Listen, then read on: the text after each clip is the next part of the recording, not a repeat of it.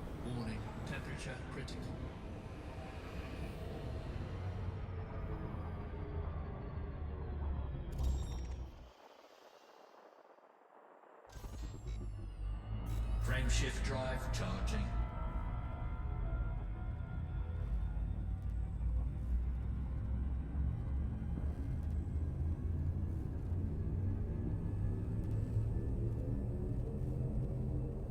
Four, three, two, one. Engage.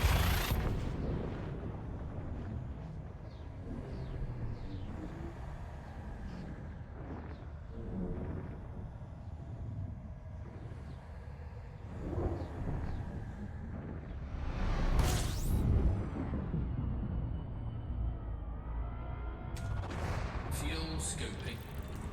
System scan complete. Fuel scoping complete.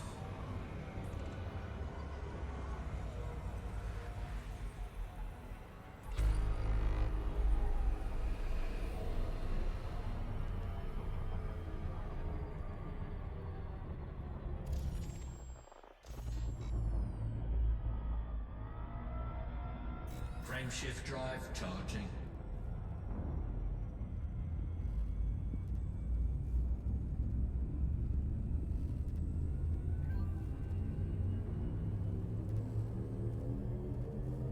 Four, three, two, one. Engage.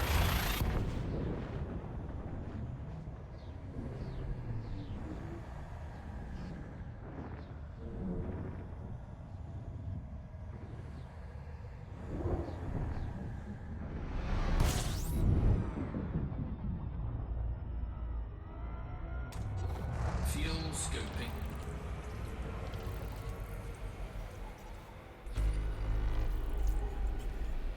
Fuel scoping complete.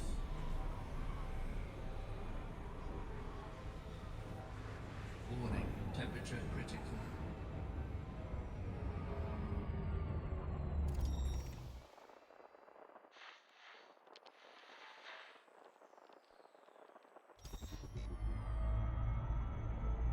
Frameshift drive charging.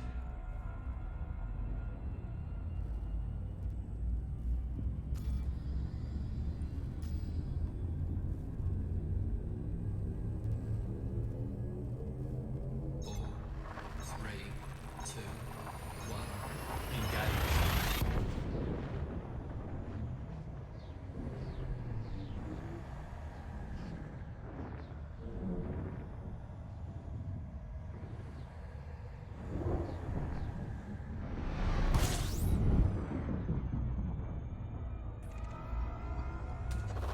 Fuel scoping.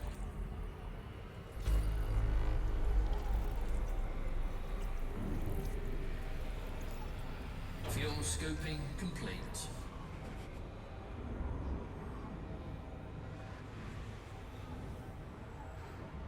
Warning, temperature critical.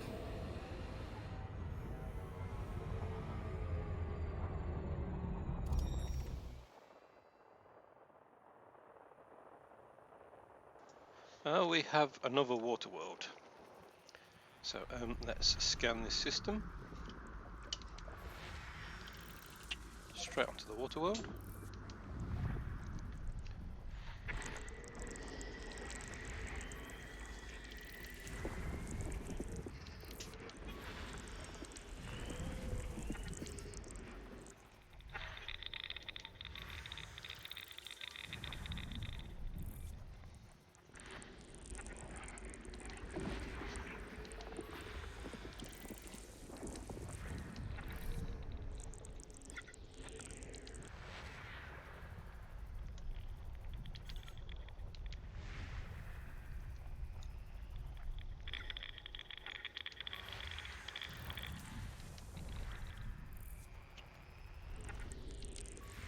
System scan. Right, so pretty sure that there's nothing there we can land on or worth landing on. Yeah, just the one water world. How far away is that? It's only 6,000 light years, so it's worth going to go to. Yeah, when the planet's in orbit around a secondary star, that could be anything up to 400,000 or more light seconds away. which could take you well over an hour to get to, just flying in a straight line. But as it's only 6,000, we will go to it. I just remembered that the destination we currently have locked into our as our location where we're heading to, it isn't the next fleet carrier, although it's directly on the route to it. It is actually a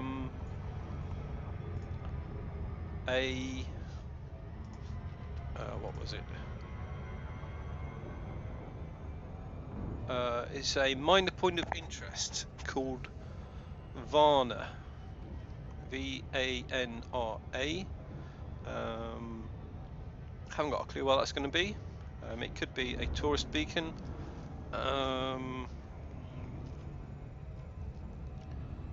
It doesn't tell me anything other than it's a minor point of interest, and it's the name of the system,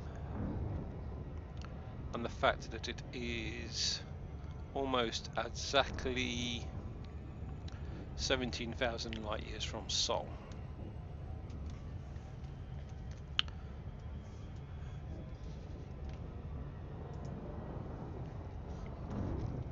But yeah, let's first go and map this water world.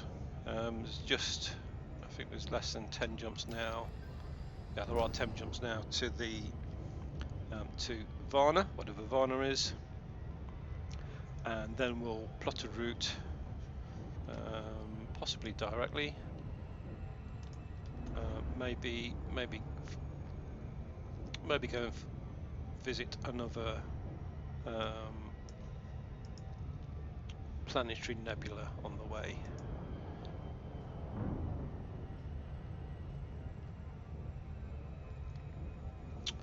Right, so yeah, there's a number of planetary nebulas between Varna and the next fleet carrier. So yeah, I'll probably plot a route to one somewhere in the middle, and so long as it's not too far off the galactic plane, we'll go and visit that on the way.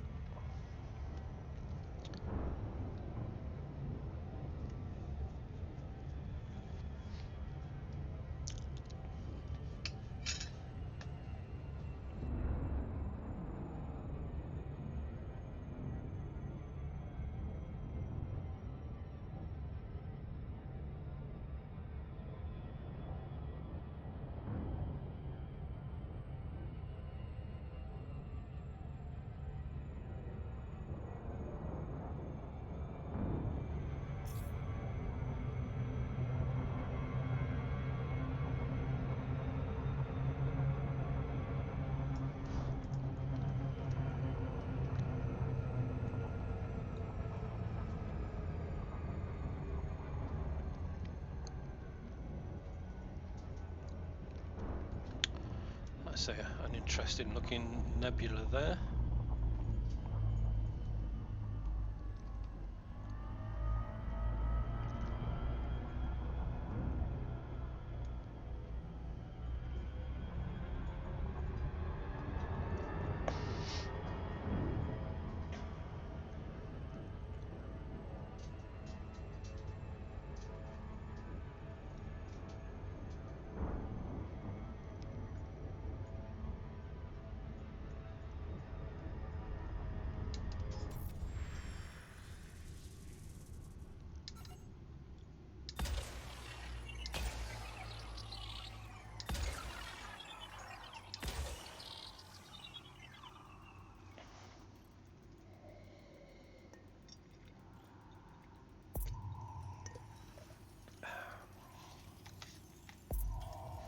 Surface scanned by 50%.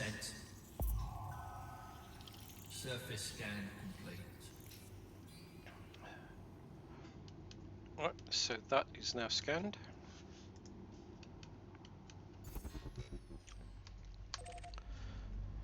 We'll now head off towards Varna. Frame shift drive charging.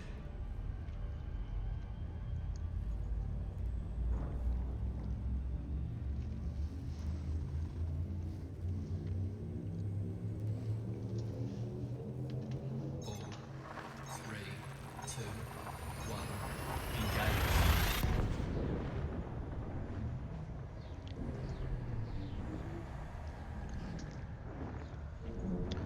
I'm not sure what Varna is, but there is a nebula very close to it. Fuel scoping. I'm not sure if it's in the nebula. It's hard to tell when you're looking at a 2D map of 3D space. Fuel scoping complete. But yeah, it's very close to it on the map Warning, temperature critical. that I've been using.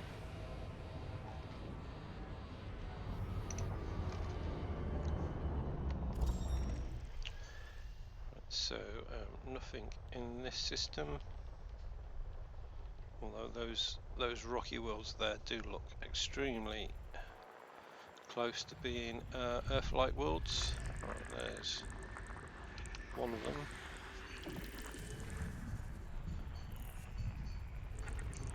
There's another one. Yeah, just rocky worlds. Frameshift drive charging. Ah, right, so it says we're now entering Odin's Hold. Right, that is the next sector of the galaxy. So maybe I was wrong. Maybe I have already been to Varna, so that may have been the last system I was in. In which case, that would have been where we started the stream from.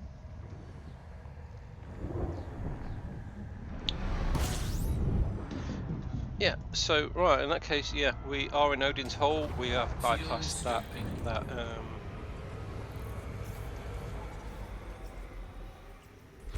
System scan. that planetary Fuel nebula scoping complete. I was planning to go to next. And the next stop will be the fleet carrier. Warning, temperature critical. Yeah, the reason I've forgotten is I actually plotted this route about 3 days ago.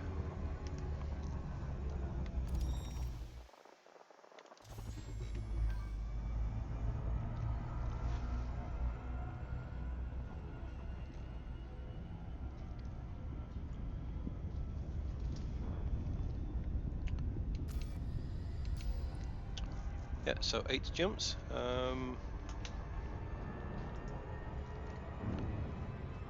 Right, so Odin's Hole is a sector of the galaxy that I will be crossing through 3 times on this trip. So after we get to the fleet carrier,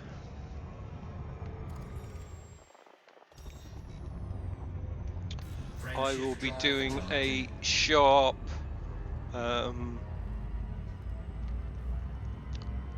right, in this case, left if you turn yourself upside down, and heading towards the center of the galaxy. 3, 2, 1. I may actually be back in Norma's Arm. The direct route does possibly take me back through Norma's Arm again. Anyway, I will then be going to the center of the galaxy, which is what's that called? Through the Ferran, I don't know, Emferin Straits, and to the Galactic Center. After the Galactic Center, we'll be heading straight out of the other side, back into Odin's Hold, and following the far spiral arm around to Beagle Point. And then on the way back to the center of the galaxy, I will be passing through Odin's Hold again after visiting Colonia, and we'll be entering the center of the galaxy from the west and exiting it from the east back into the Emferin Straits. So again, nothing in that system. Yeah, nothing in that system. Frameshift drive charging.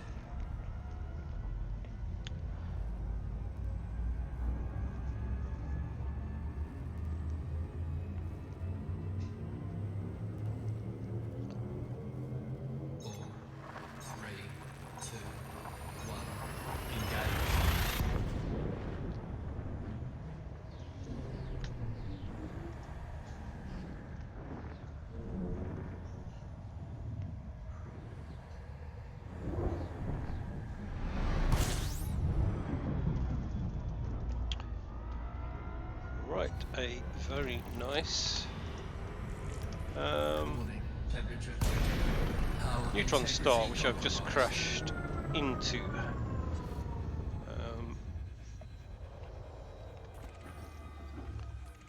Right, just let it cool down and have a look around. So, how many jumps have we got? We've still got 6 jumps to do. Don't normally find neutron stars by chance. I've often found them at the centre of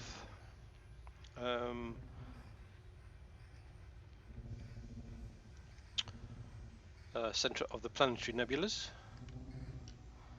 They're easy enough to find if you're looking for them.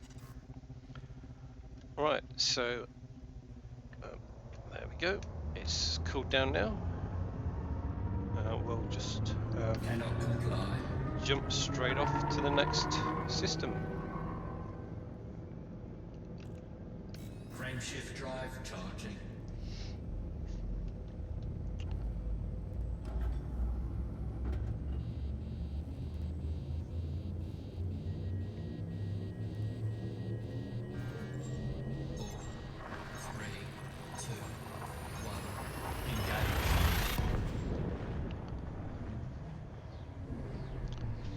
A little bit of overheating there as we exit the star we just crashed into. Again, this looks like it's possibly another neutron star. Warning, taking heat damage. So I'll back off a little bit to cool down.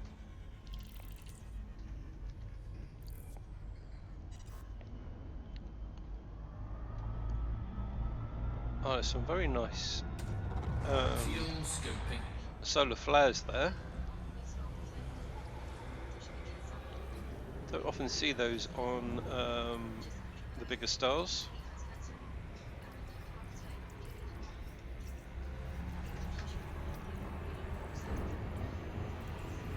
Fuel scoping complete.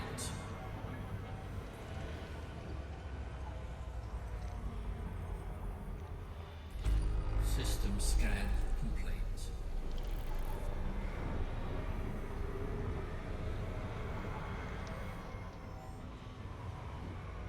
Frameshift drive charging.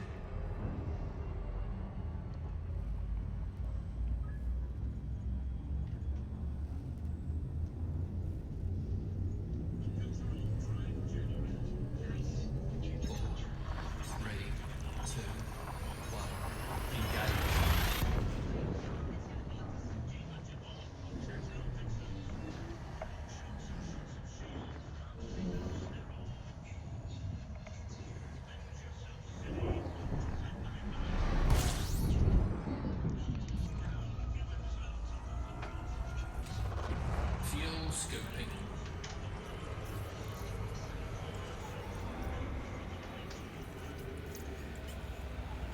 Fuel scoping complete.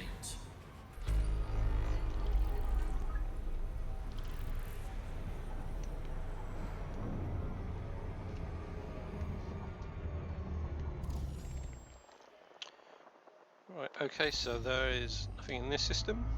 Frameshift drive That charging. should just be four jumps now till we get where we're going.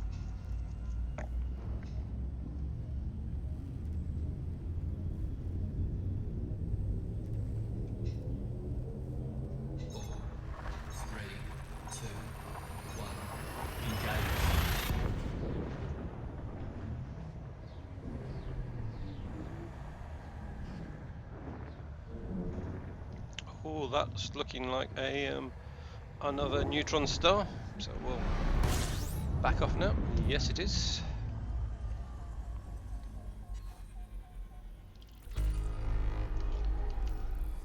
And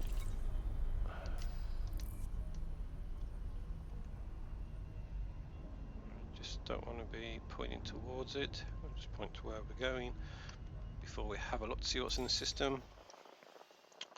And a water world. Right, okay. Let's scan the system.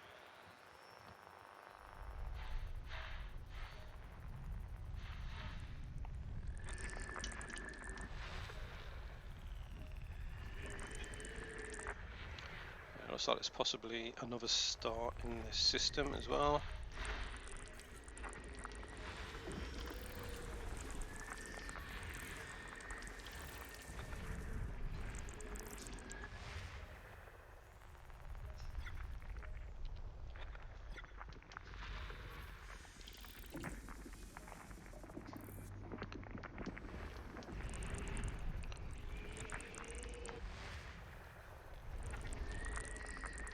The signal that was showing up for the water world wasn't the normal signal for the water world.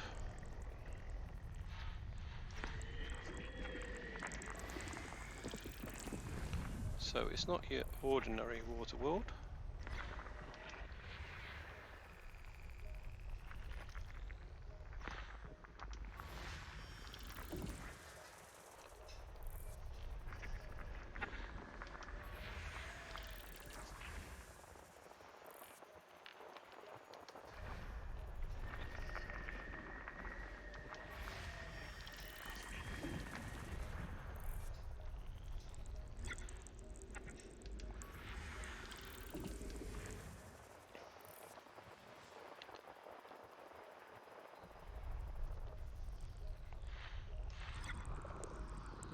Ah, right, it is showing the ordinary signal for a water world now, so yeah, there it is.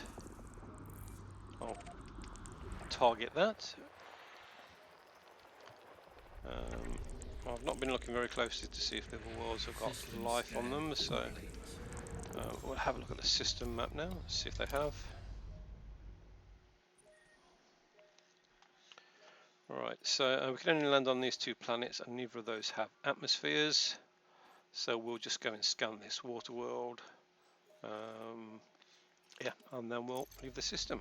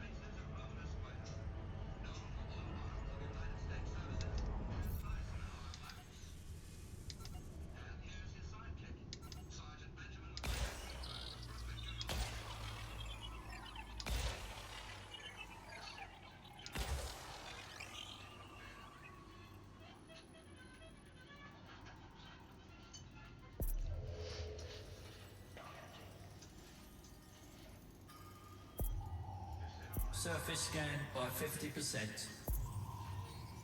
Surface scan Right, complete. okay, so that's scanned. Now, just Frameshift a drive couple of jumps to charging. get to the fleet carrier.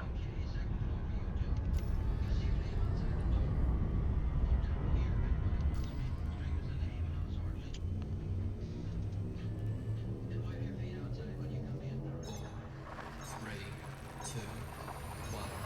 Engage.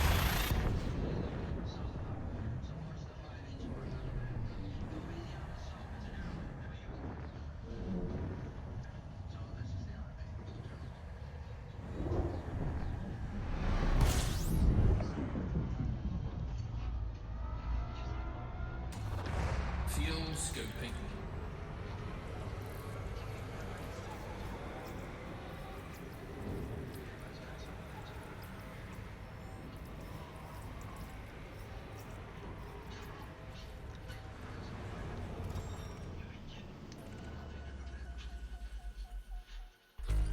System scan complete. Yep, nothing in this system. Fuel scoop disengaged. Frameshift drive charging. Just 2 jumps now.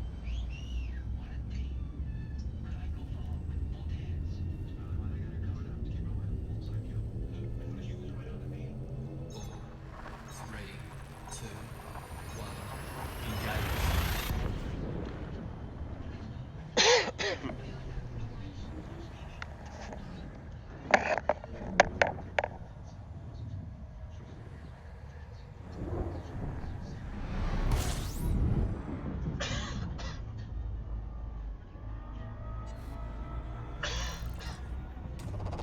Fuel scooping.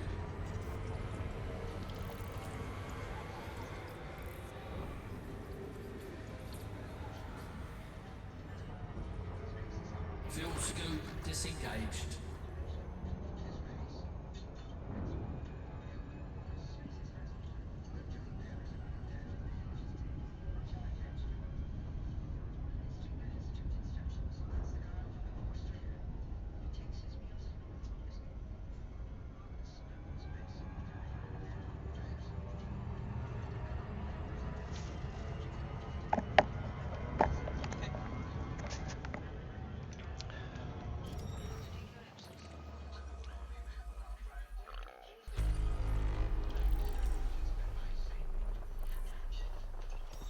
Right, so nothing in this system. So the next system is the one with the fleet carrier. Frameshift drive charging.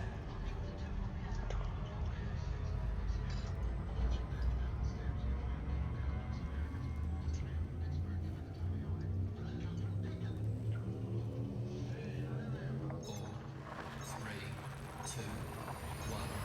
Engage.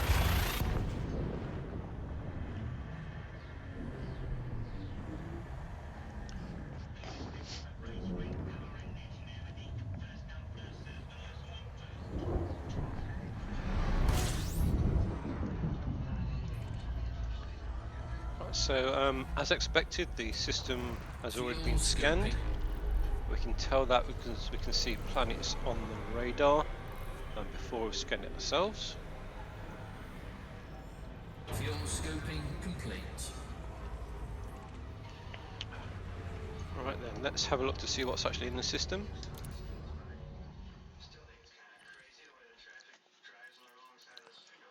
Alright, so it looks like we have an Earth-like world there. It's a water world or an Earth-like world. Oh, we've got a couple of fleet carriers in this system. Right, so I will be going to the whichever one is the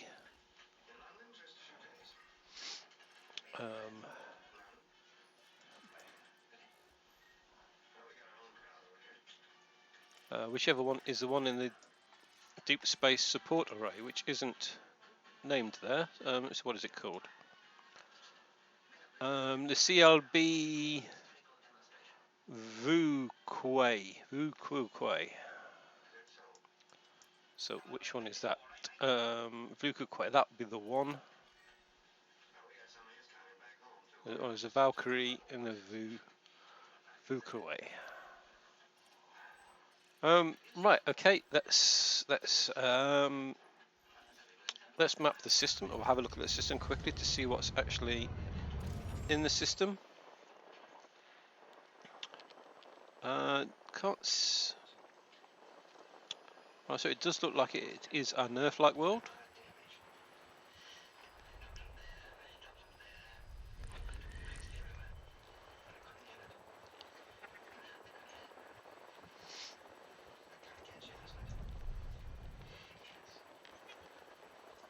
Right, maybe it's off on this line over here.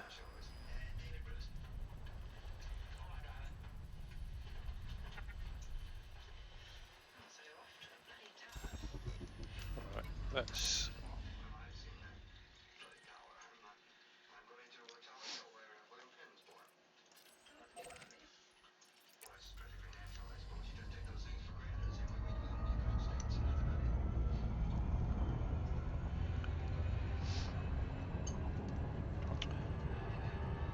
Alright, so it should be directly in front of us now.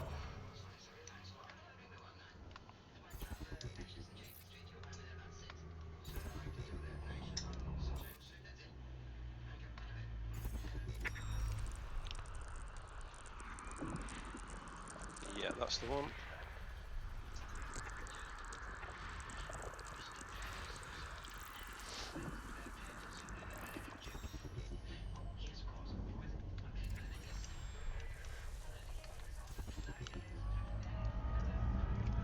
So I'll map the Earth-like world. As I haven't discovered it, I won't bother mapping anything else in the system. There doesn't seem to be anything.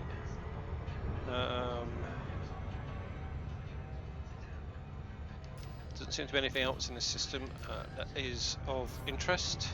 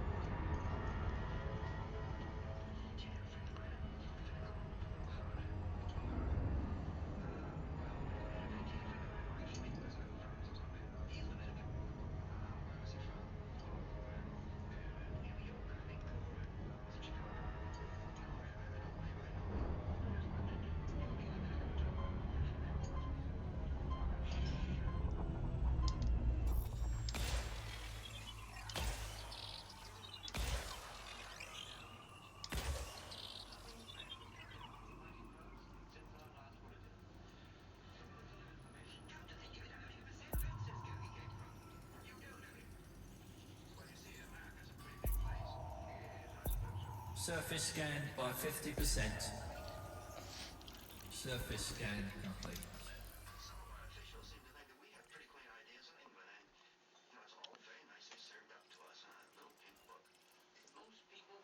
Right, so right, that planet there and this one over here could have life on them, so I will check those out as well. So let's go and check this one first.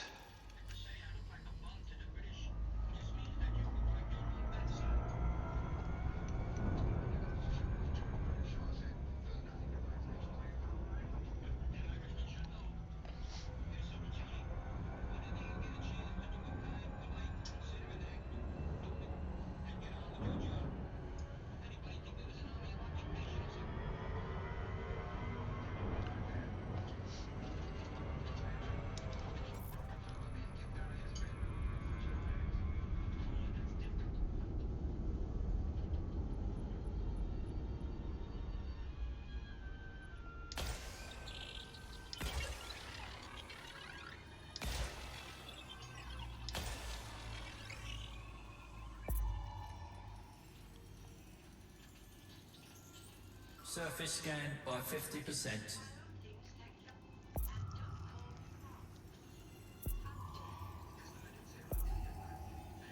Surface scan complete. Alright, so that looks like there is something worth going to visit. So biological colonies, which you are not interested in, and stratum, which we are. So I'll turn back and we'll go and land on that planet and go and scan some stratum.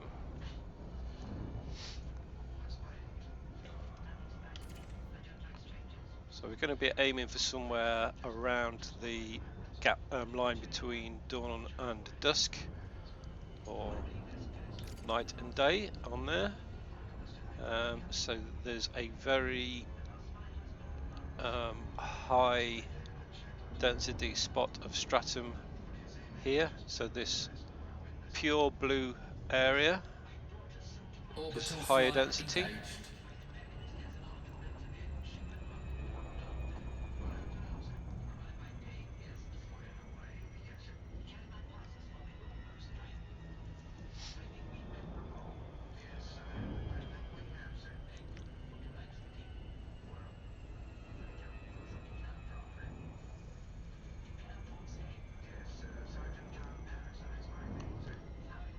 So the darker blue and the lighter blue areas seem to be lower densities as far as I can work out, and the solid blue colour we're looking at now seems to be the highest density areas.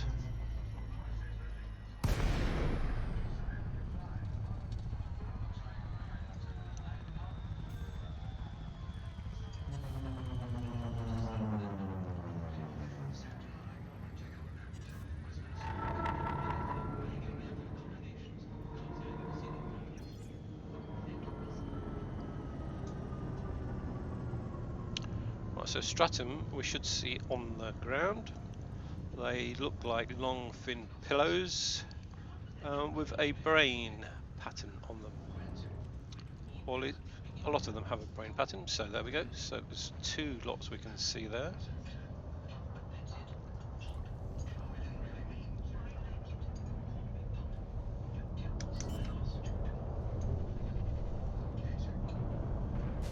So let's find somewhere to land. This looks relatively flat. So the blue circle underneath us indicates that it's flat, and when the ship becomes blue it means we're in the same orientation as the blue circle. Right, there we go. So we'll disembark in the SRV.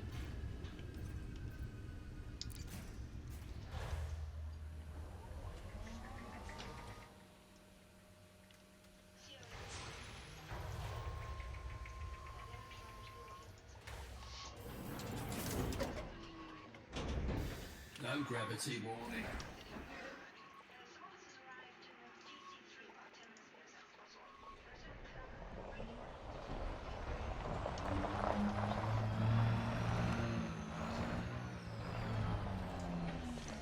Okay, so these stratum are slightly different shape and colour to the ones I've seen previously.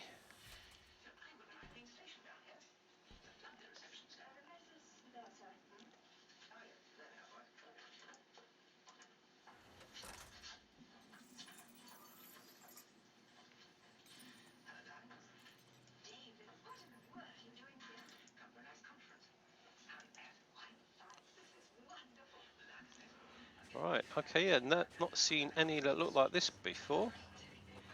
These look sort of like giant slugs.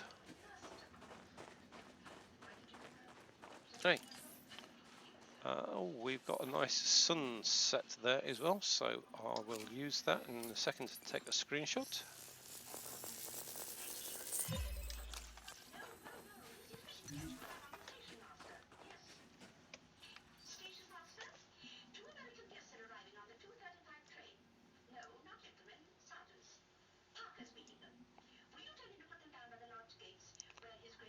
Um,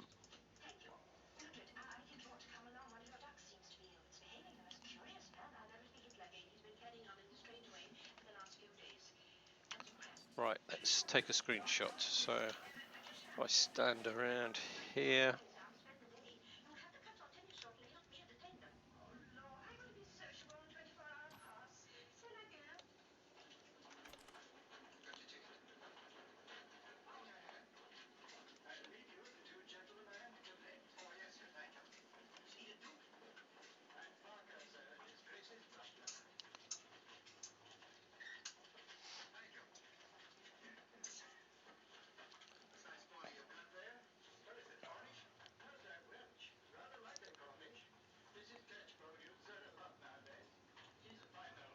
Right, I'll use that as the screenshot for this planet.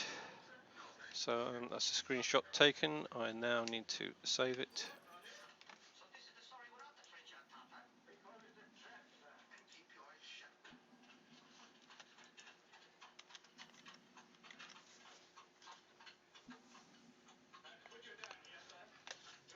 Right, and I'll get the planet name.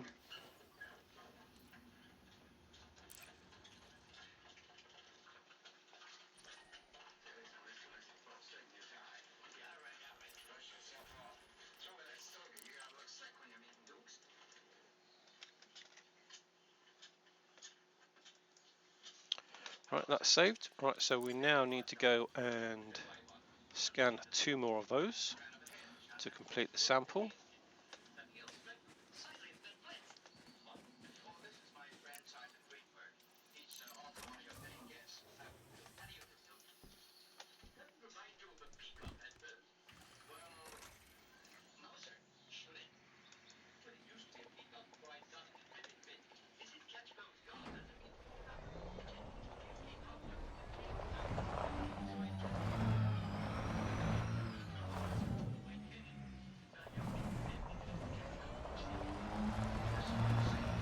Right, so we have to go a certain distance away to find a slightly different variation of them. I suspect that is probably too close.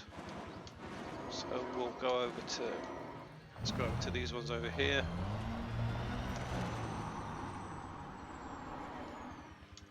Now there's some bacteria on the ground there that we're just flying over.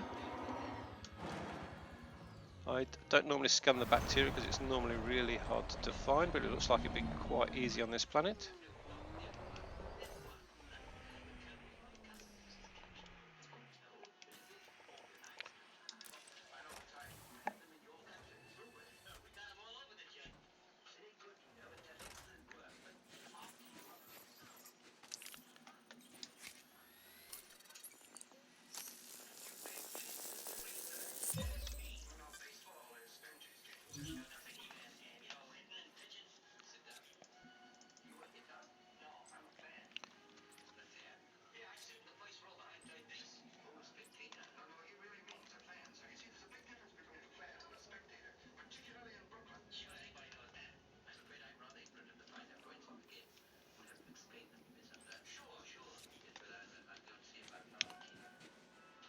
We're getting interesting explosions happening around the SRV.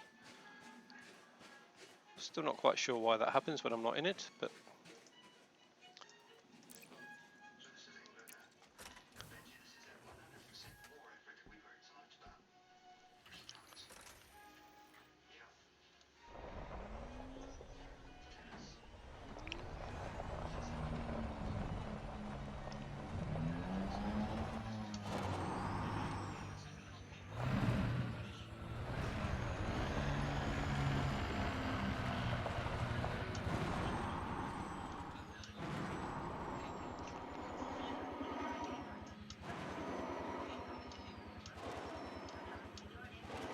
I suspect they're a little bit too close to the last lot, so we'll go on to those next ones.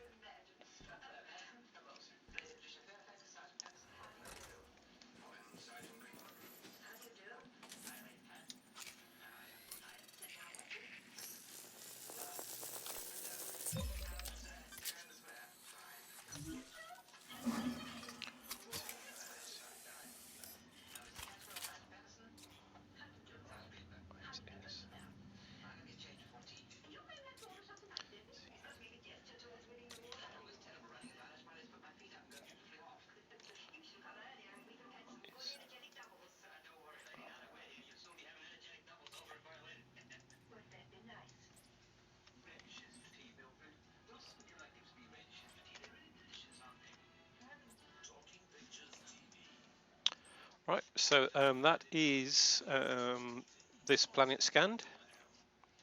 We will now go to the fleet carrier.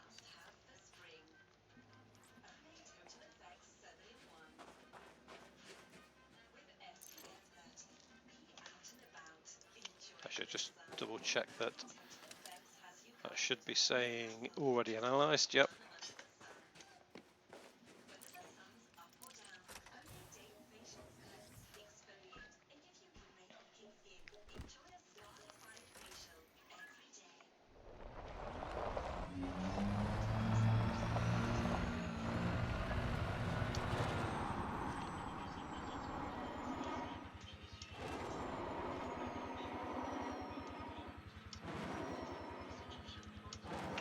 Actually, got some more bacteria there. I think it might be worth scanning the bacteria on this planet.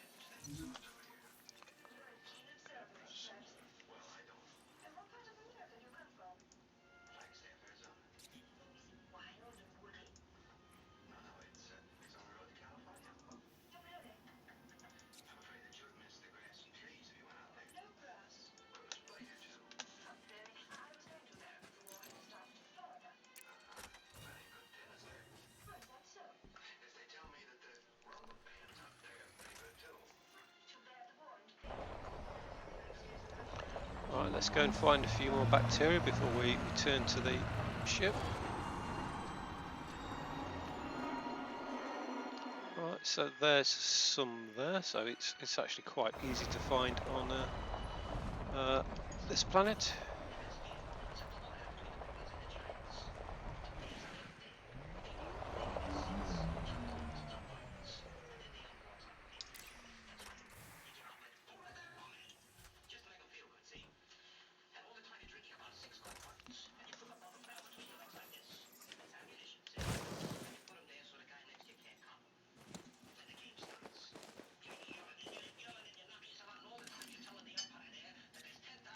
Alright, that's not far enough away from the last slot, so we need to go a bit further.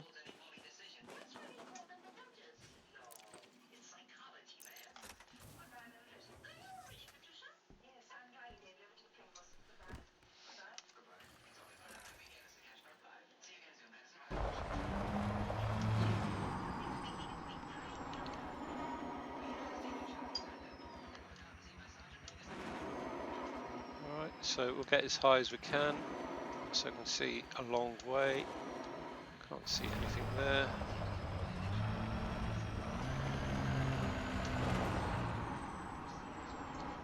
Right, there we have some over there, they should be far enough away.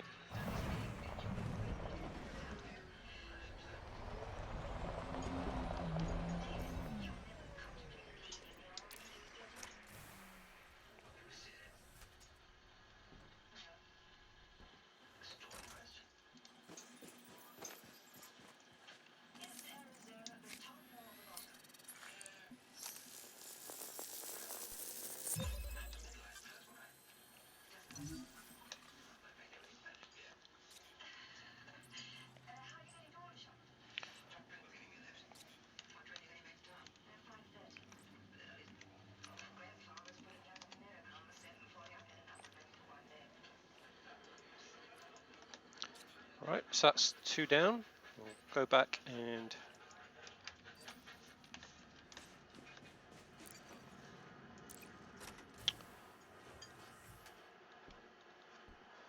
can find another one now.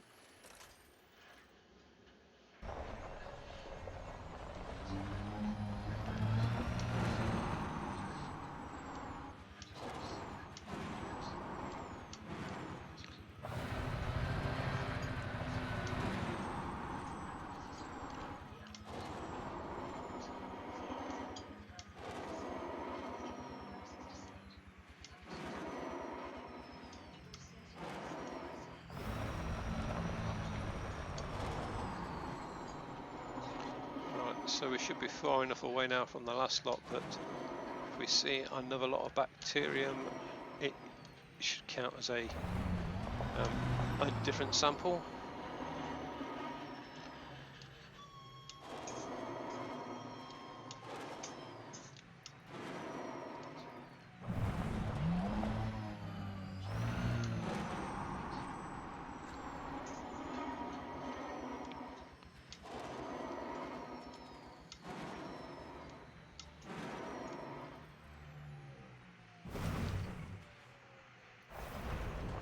Turn around a bit, I don't want to go any further away from the ship than we are at the moment.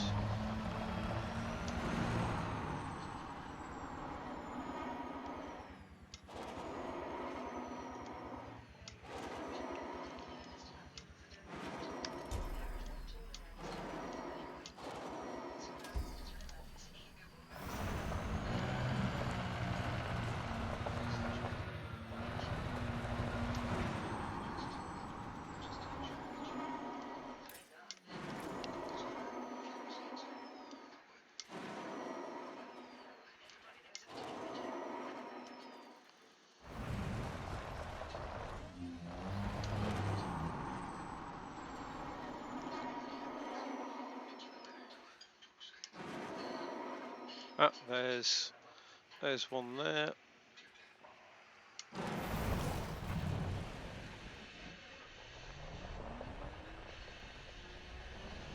Alright, so get out and scan that.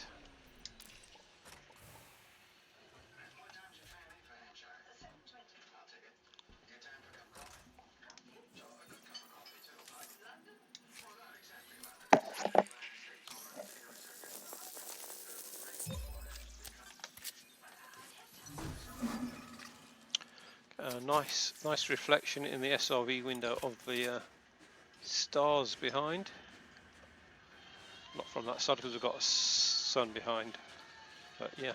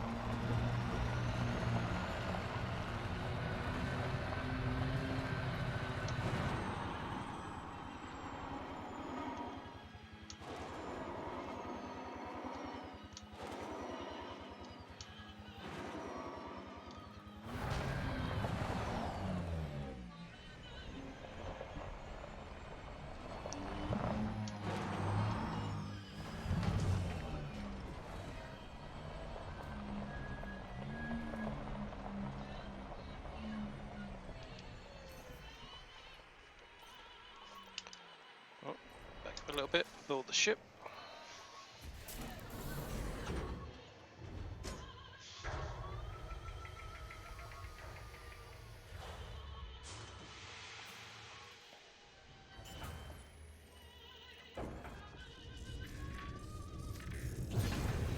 Power plant capacity exceeded. Landing gear retracted.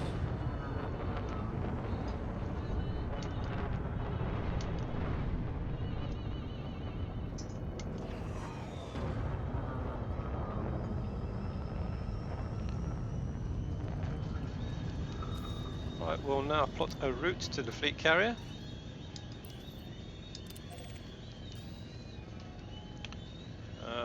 And as typical, it's exactly on the far side of the planet, so I'm going to have to go into orbit and fly all the way around the planet. 2, 1, engage.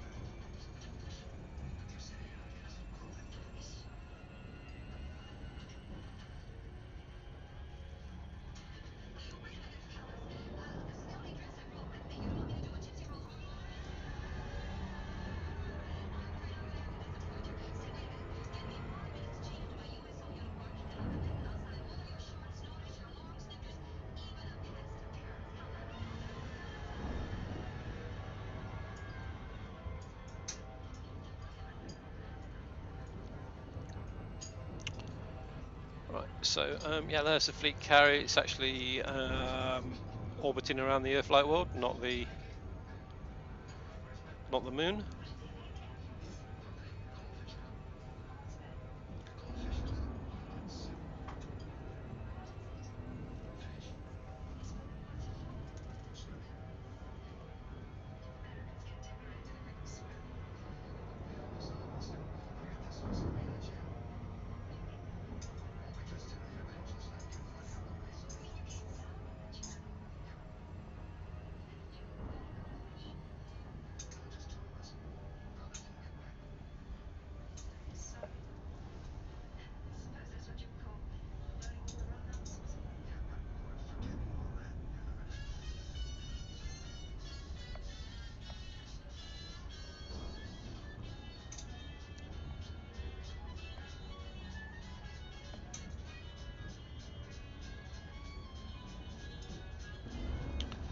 Right, so it looks like the fleet carrier's on the other side of the planet again.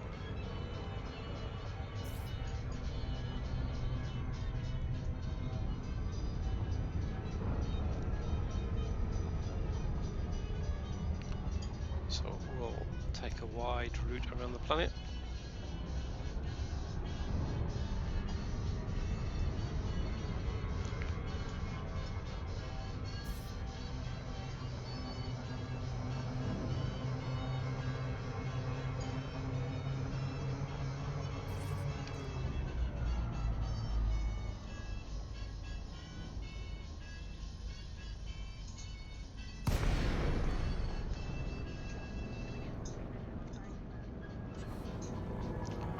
Right, so I'll take a shot of the screenshot of the fleet carrier as well.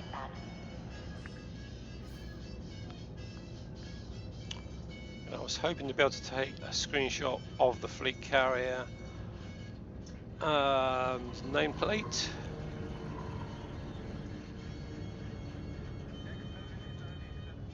And the planet behind it, but it looks like that might not be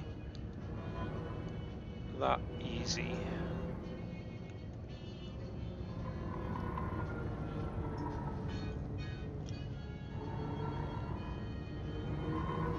Alright, so on this layout, the fleet carrier, yeah, the nameplate is at the back. There it is. I'll just request docking before I get too close. Don't want it to open fire on me again.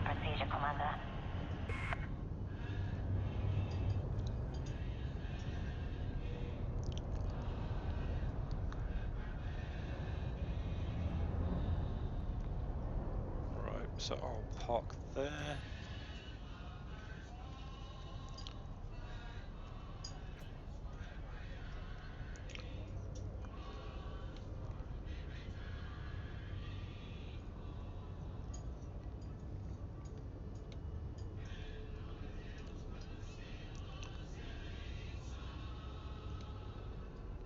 Alright, so I think that's probably as good as we're going to get. Just zoom out a little bit more. Yeah, that will do.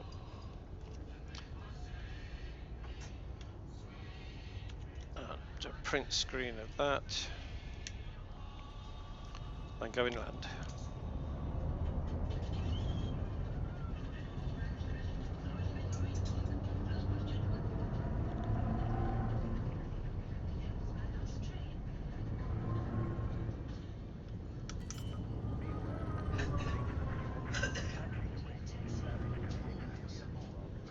Landing gear deployed.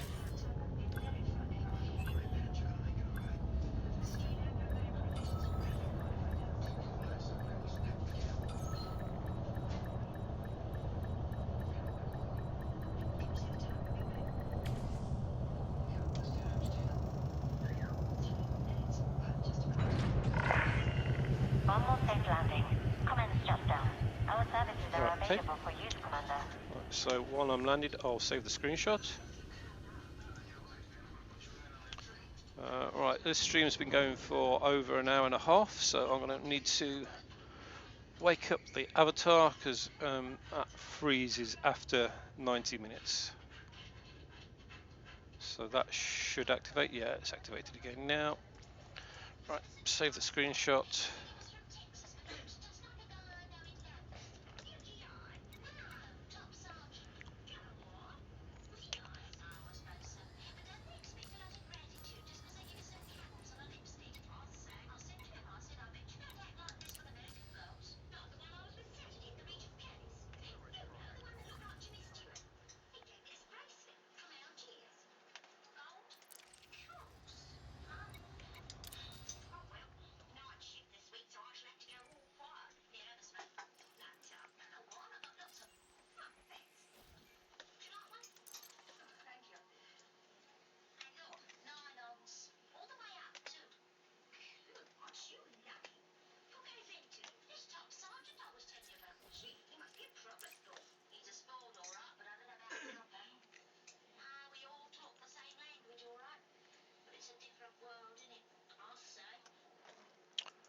Right, so that is the screenshot saved. We will now head over to this planet over here, assuming it's not too far away.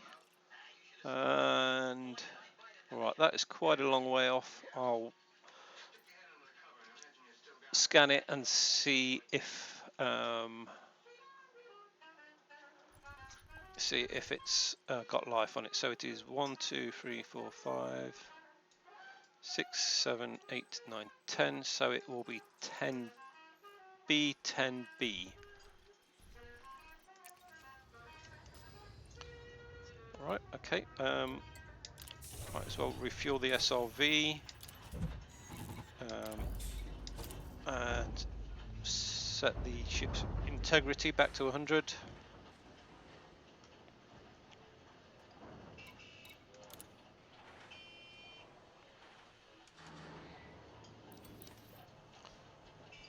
Yeah, so set the integrity and the paint job.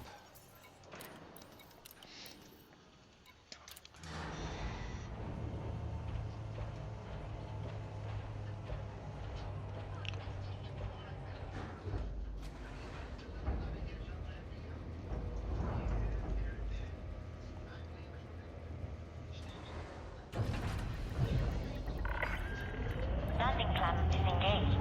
Departure authorized. Landing gear retracted.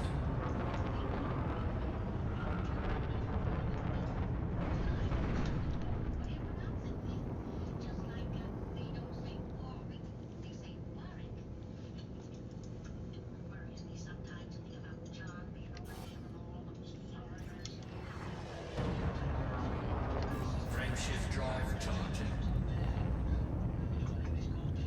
4, 3, 2, 1. Engage.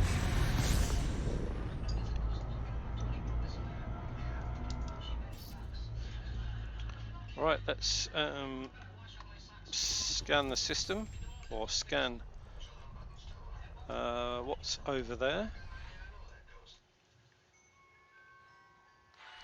Right, it's actually in orbit around a bigger planet, so let's start with doing that.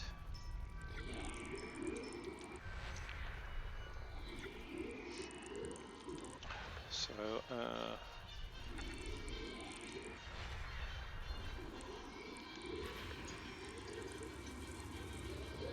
right, so that's B8. So we are looking for B10. So that'll be on a different one of those. There we go.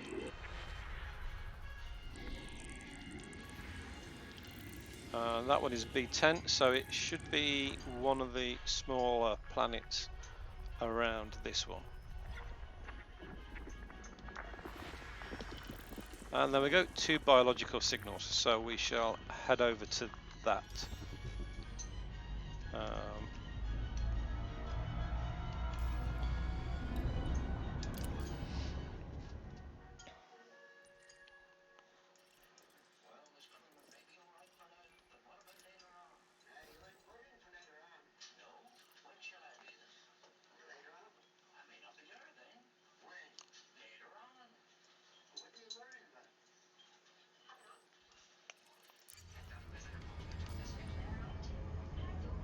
So we're on the way over there. So that is quite a long way.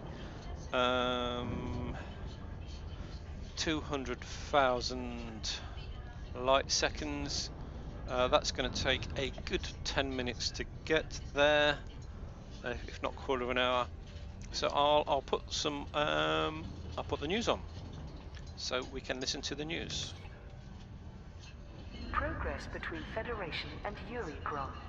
Negotiations between the Federation and self-styled dictator Yuri Grom are underway to determine the Delta Pavonis system's allegiance. Political correspondent Conrad Sterling published an update for Vox Galactica. In recent years, Yuri Grom has developed a degree of mystique. He was one of the few leaders not to attend the Galactic Summit, and news from within his dominion was scarce. But now he is visibly relishing the opportunity to confront federal representatives under the protection of diplomatic immunity. Initial exchanges were belligerent as both sides argued over who would be the most beneficial partner. This was to be expected since Delta Pavonis is one of the Federation's founding systems, and it would be a significant coup for EG Union to establish a presence so close to Sol. What was unexpected was the mutual respect that gradually developed between Yuri Grom and Ambassador Delphine Dumont. Her charming manner clearly appealed to the dictator, even bringing forth his thunderous laughter on occasion. A deal is now being discussed that would allow the autocracy of Delta Pavonis to have trade and political ties with both parties while remaining independent. Perhaps the Federation has learned some lessons from the recent rebellion, and perhaps Yuri Grom's hatred of the superpower he once served is finally abating. Saud Kruger seeks new holiday worlds. Pilots Federation alert. An initiative to gather data on potential tourist destinations has been launched by shipbuilding corporation Saud Kruger. The luxury passenger ship manufacturer aims to identify new Earth-like planets that would be attractive to holidaymakers. These trips will be managed by its subsidiary, Astrogator Tours. CEO Stanislav Kruger announced the campaign to the press. We are keen to acquire data on Earth-like worlds to assess their suitability as destinations for future holidaymakers seeking the adventure of a lifetime. However, all exploration data is valuable and will earn generous payments. In addition, our marketing department is keen to receive images of eye-catching sites found within unpopulated systems containing Earth-like worlds to spot the most potentially exciting additions to the Astrogator Tours catalog. Vistalis Incorporated has agreed to organize the initiative on behalf of Saud Kruger. Contributing pilots are invited to deliver exploration data to your port in the Vistalis system. They can also submit their most compelling images by Thursday the 30th of September. By Thursday the 28th of October, the most suitable locations will receive tourist beacons and credit the commander for their submission where appropriate. If successful, Saud Kruger's Dolphin, Orca and Beluga liner ships will be reduced in price for 1 week from Friday the 1st of October, with a percentage dependent on the volume of data received. There will also be a discount on the luxury class cabins used by these crafts to transport VIP passengers. Salvation takes credit for repelling Thargoids. The anonymous man of science Salvation has claimed responsibility for the Thargoids' unexplained departure from the Cornsar system. Salvation had predicted their attack, but his claim was discounted by Aegis and other authorities.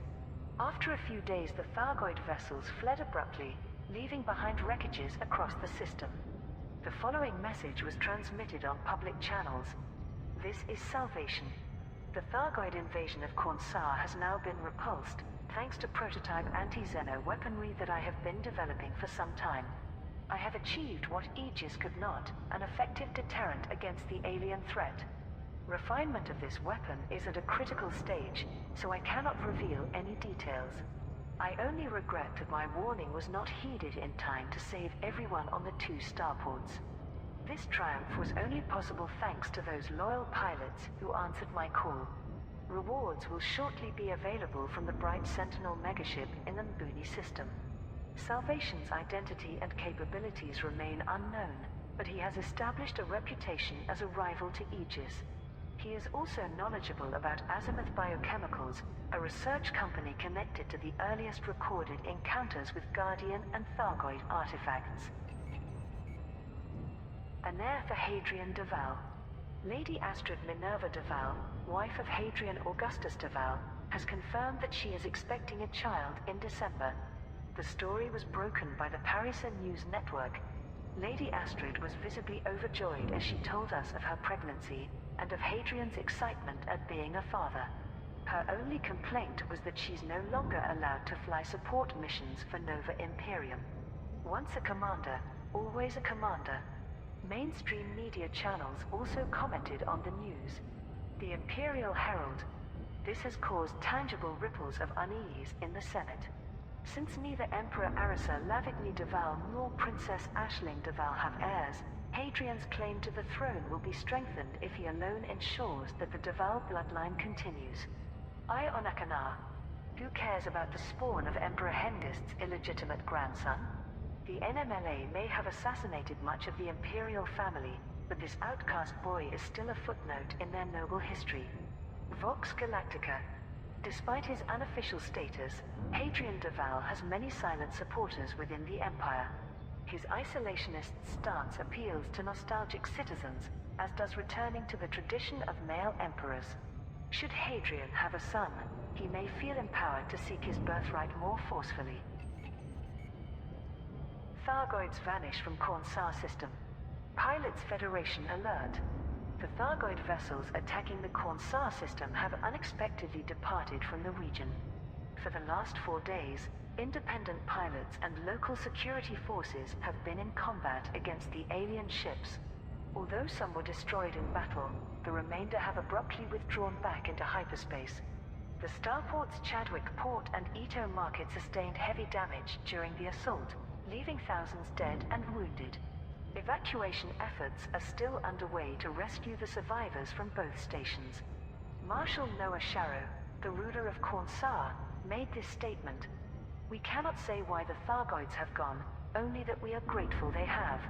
I thank all the brave pilots who fought valiantly to defend our people. Sightings of crashed Thargoid vessels on planetary bodies in the Cornsar system have been confirmed by Aegis observation teams. As yet, there are no official explanations. Delta Pavonis hosts political conference. Delegations from the Federation and the dictator Yuri Grom are meeting to determine the Delta Pavonis system's future. Both are on a diplomatic mission to convince its controlling faction to either swear allegiance to Yuri Grom or become a federal member state. Delta Pavonis was one of the original signatories of the Federal Accord in 2242, but has recently been governed by an independent autocracy. Yuri Grom himself is present, having arrived on the megaship Indomitable. Grom was once a respected admiral in the Federal Navy, before defecting with huge numbers of ships and followers.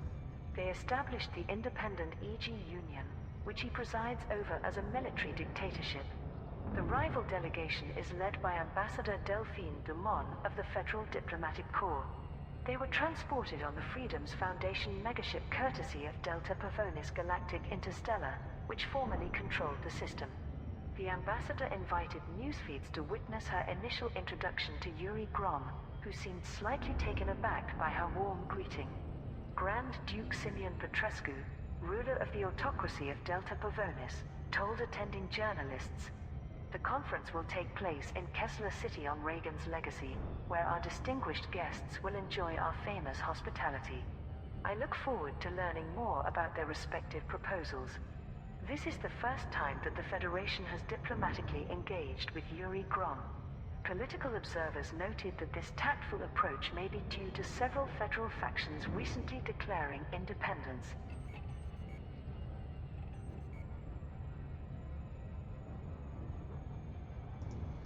Right, okay, so only 20,000 light seconds left, and we're traveling at 300 times the speed of light, beginning to slow down, so that's not going to take long for us to get there. So there was some interesting news there. Sounded like there was a community goal. Again, I'm a long way outside the bubble and haven't been to a space station apart from fleet carriers, for over 2 months. So yeah, I've not seen any community goals. And there's also interesting news there about leaders of the Empire and babies and stuff. I'm sure that's going to come back at some point in the future. And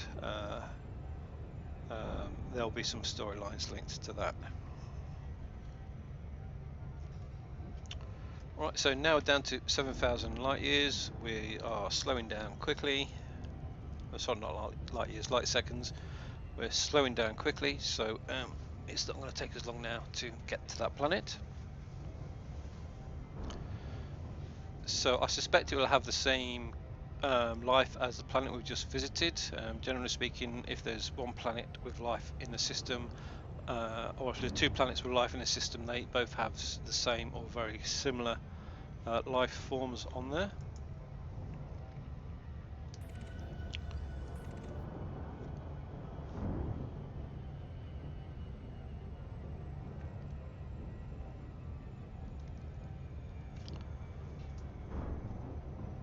So I think this is the closest moon to this planet.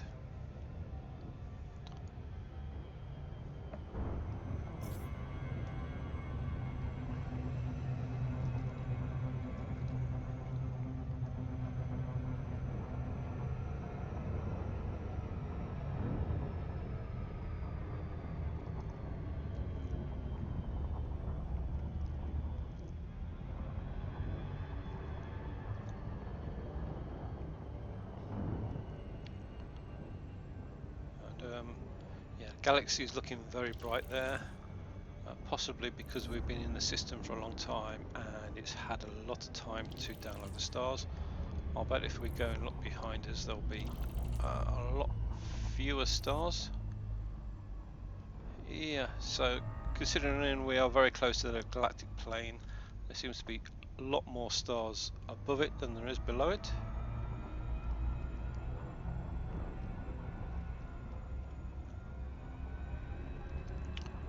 Right, so we need to get, we'll go and scan this just to make sure it's the right one.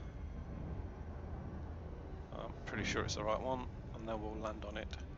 Okay, we also need to scan it to get the map so we can find out where to land.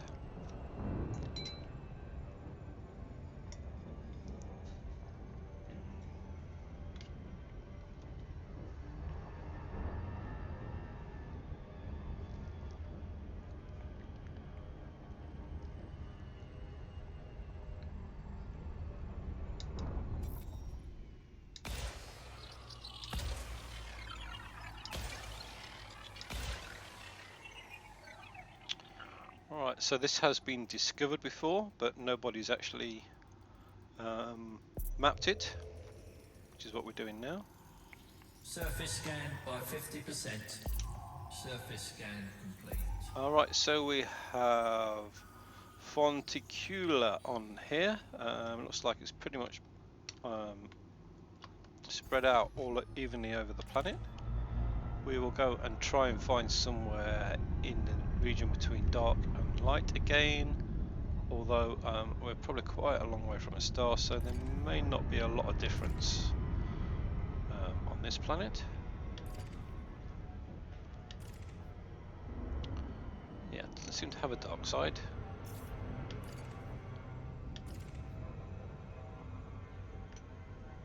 Orbital flight engaged.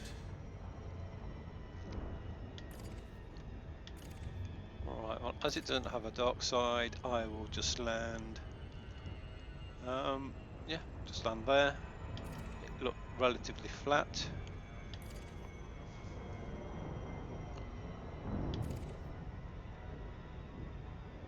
It's also always useful to land in the flat areas. Driving around in an SRV in bumpy areas is not that pleasant, and if it's too bumpy for an SRV, then it gets very slow trying to cover the distances you have to cover to get the different samples.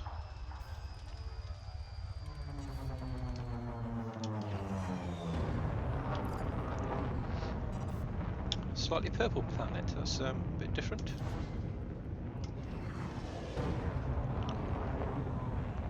Right, so the things we're looking for at the moment, I've often found in the past that depending on which particular species it is, they're not easy to find, or they're very, very easy to find. There are 3 different types. One looks like a great big tree type mushroom. One looks like a sort of 6-foot blue gel-like cactus, and there is another type which I haven't actually seen or discovered yet, and they are a bit more mushroomy and look like red and white spotted mushrooms. This looks like the tree type ones, so and we seem to have large quantities of them, so that shouldn't be a problem finding 3 lots to go and scan.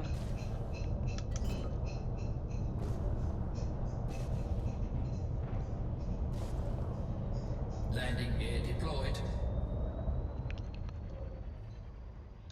Didn't like that as a landing spot. There we go, that'll do.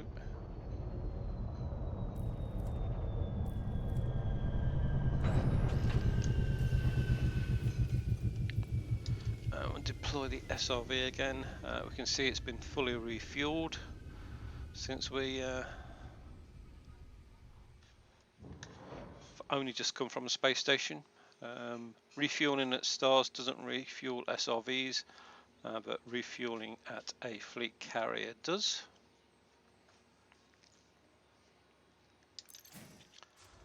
The hull in the SRV automatically repairs itself while it is docked in the fleet in the docking bay. Low gravity warning. Right, so let's go and scan some plants.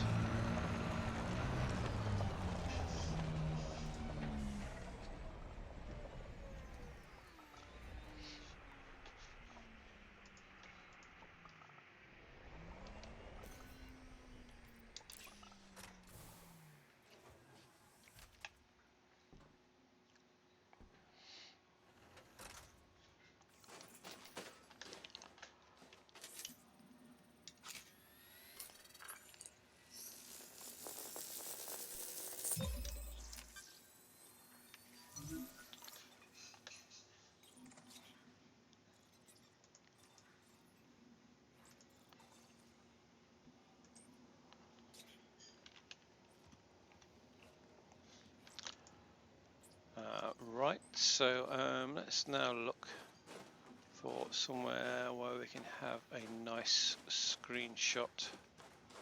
Warning. Dangerously low temperature detected. Actually, I think I'll go with that. Alright, let's get me in the shot as well.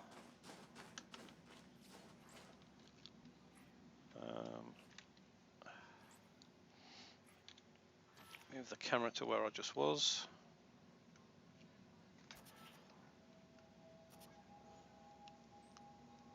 Well, that's even better. I've got my foot up on the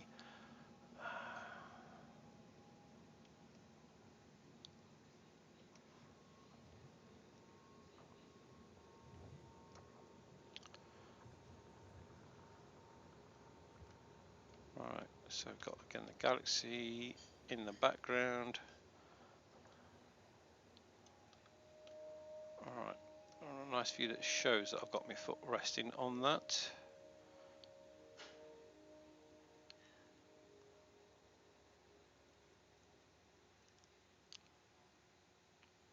Yeah, there we go.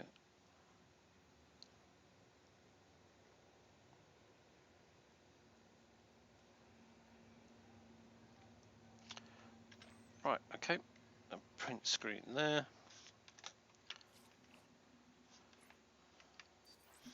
And save the screenshot.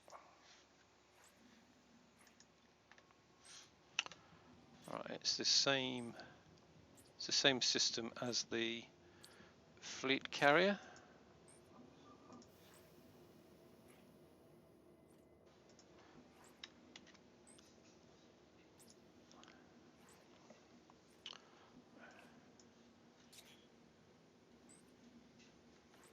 and the last planet we were in, so I could just choose the one from the last planet and change it to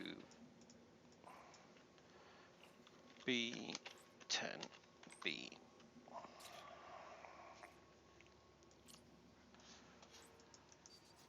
Right, right, so back in the SRV now and drive off to find 2 more samples.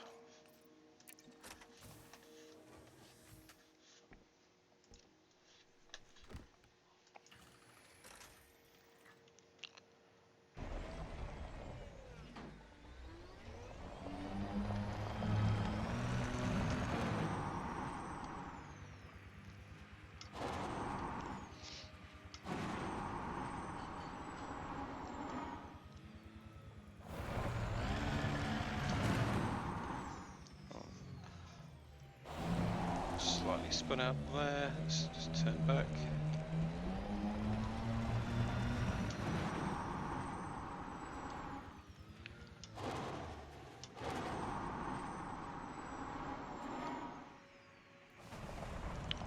Those over there should be far enough away.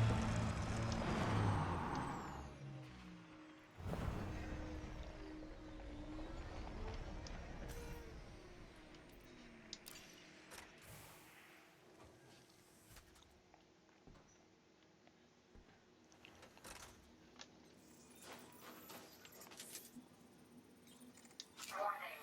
Dangerously low temperature detected.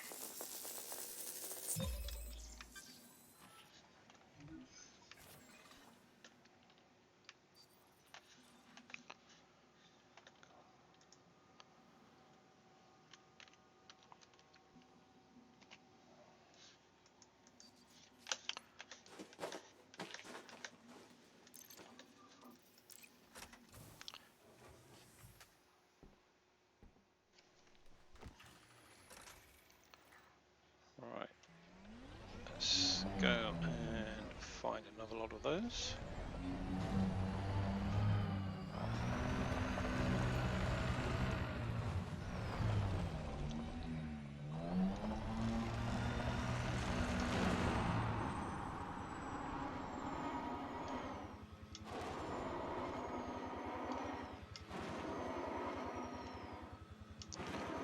There's a lot of those spiky looking rocks on this planet. Alright, okay. That should be far enough.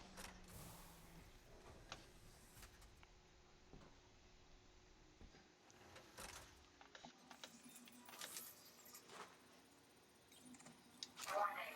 Dangerously low temperature detected.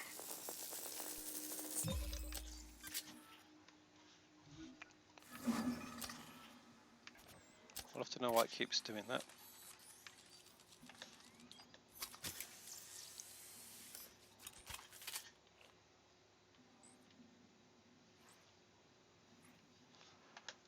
Alright.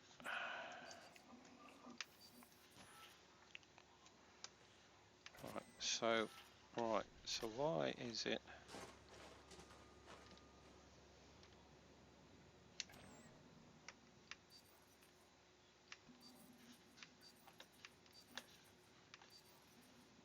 Alright, so a number of times now when I have been scanning something, I finished scanning it, gone to get up the circular blue menu, and instead it's taken me into the camera view.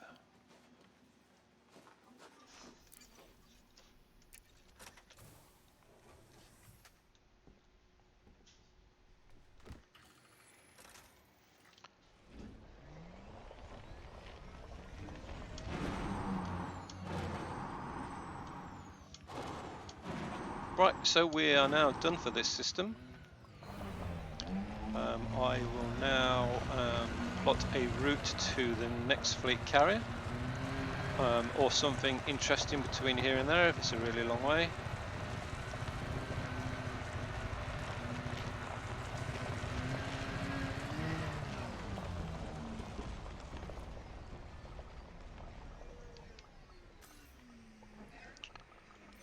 Right.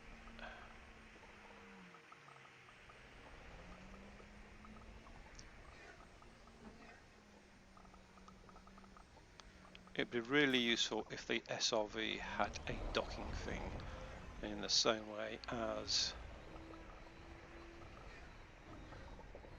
the ships do. Because you have to be looking at this panel in order to press the button to board the ship, and you have no idea whether you're beneath the docking bay or not.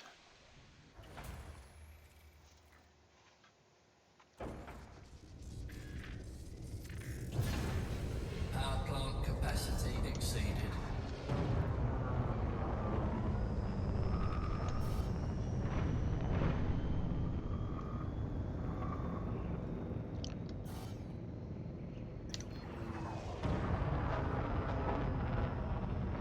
Frameshift drive charging. 4, 3, Right, so I now need to look to see where we're going to be heading next. engage. Alright, so it looks like a good 200,000 light years, sorry, 3,000 light years to the next fleet carrier. So let's see if there's anything of interest between here and there. Right, we've got Tenbris Terry as a minor point of interest.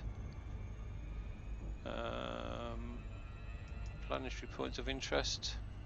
I'm not interested in those. Stellar points of interest. Oh, we've got a stellar point of interest there. Right, that looks like it's possibly a black hole or a neutron star, or whatever it is. It's a very heavy system. It's down there. It's been stellar remnants. I think I'm going to go for another planetary nebula because they are always very pretty.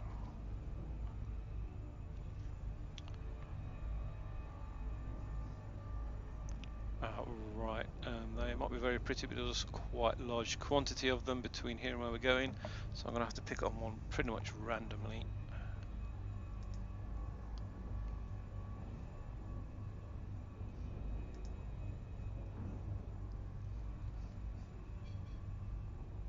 Alright, that will do.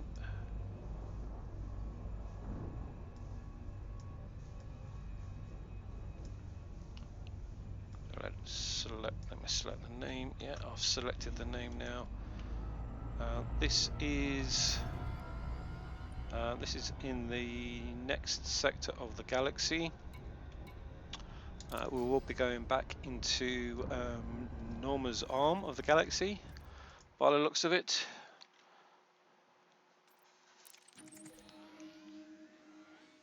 Just check it's not too far off the galactic plane. 1,000 light years, so that should be okay. It's 3,000 light years away, which means the fleet carrier is about twice that. So we shall use that as our destination. Plot a route there. I can't imagine this stream is going to go on for much longer. Certainly not long enough to travel 3,000 light years. So we'll just see what's between here and the end of the stream. Yeah, because this is pretty close to the center of the galaxy, and there are a hell of a lot of stars in that region. It does take a lot longer to plot a route than it does when you're out of the edge of the galaxy. So yeah, we are currently here. We started here, or somewhere around here. So we travelled to there. Now we're going to be travelling to there, and I think that will just take us back through Norma's Arm, which is this, and it will take us into that region there. Right, so speaking of the end of the stream, this is the end of the stream. So thanks everybody for watching. I'll call that the end of the stream now, before I set off, and yeah, we'll continue next time.